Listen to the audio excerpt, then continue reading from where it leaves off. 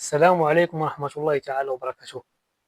في هذا الفيديو إن شاء الله غادي نهضر على المشاركة ديال المنتخب المغربي في كأس العالم فرنسا سنة 1998.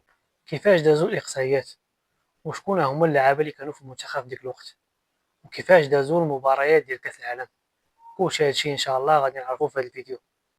بعد المشاركة المخيبة للأمال للمنتخب المغربي في مونديال أمريكا 1994 ب3 هزائم وصفر نقطة، كانت هناك عزيمة وإرادة عند اللعابة باش النسخة ديال 1998 فرنسا تكون أحسن من النسخة ديال أمريكا 1994. تاريخ كأس العالم كيبدا من التصفيات. المنتخب المغربي تعافى من الدور التمهيدي وداز ديريكت للدور النهائي المؤهل لكأس العالم اللي تلعب على شكل مجموعة. المنتخب المغربي طاح في المجموعة الخامسة مع غانا، الغابون وسيراليون. استطاع المنتخب المغربي يدوز لكأس العالم، تصدر المجموعة ب 16 نقطة بعد 5 انتصارات: الفوز على سيراليون ذهابا وإيابا، والفوز على الغابون ذهابا وإيابا، والفوز على غانا في مباراة، وتعادل في مباراة أخرى. المنتخب في ذيك الوقت كانوا فيه لعابة مهاريين ورقيقية بحال صلاح الدين بصير، مصطفى حجي، يوسف شيبو، نور الدين نيبت، عبد الجليل هدا، كاماتشو. جا كاس العالم 1998 بفرنسا، لاحتنا قرعة في مجموعة قوية: البرازيل بطلة النسخة الماضية سنة 1994، والنرويج واسكتلندا.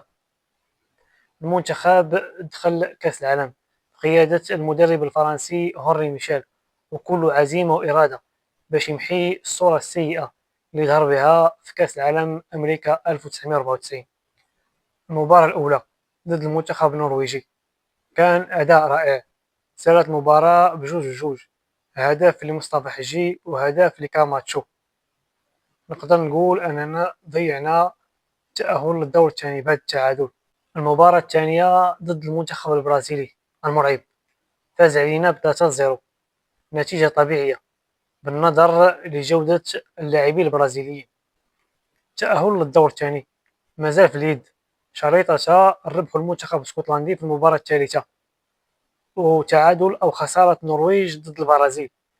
جاءت الجولة الثالثة، قدم المنتخب المغربي مباراة أقل ما يقال عنها أنها رائعة: الفوز على المنتخب الاسكتلندي 3-0 أداء ونتيجة.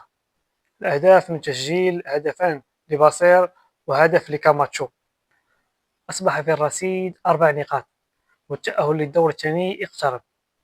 لكن خبر نزل كالصاعقة جاء من مباراة البرازيل والنرويج. المنتخب البرازيلي كان رابح ب1-0 حتى الدقيقة 80، ونهار ب10 دقائق بهدفي التعادل والفوز للمنتخب النرويجي. أي واحد شاف داك السيناريو كيقول بأنها مؤامرة دارت ضد المنتخب المغربي باش يتقصى. خرج المنتخب المغربي من كأس العالم مرفوع الرأس وبأداء بطولي. سواء كانت مؤامرة أو لا، دائما كرة القدم تمنحك فرصة للتأرق.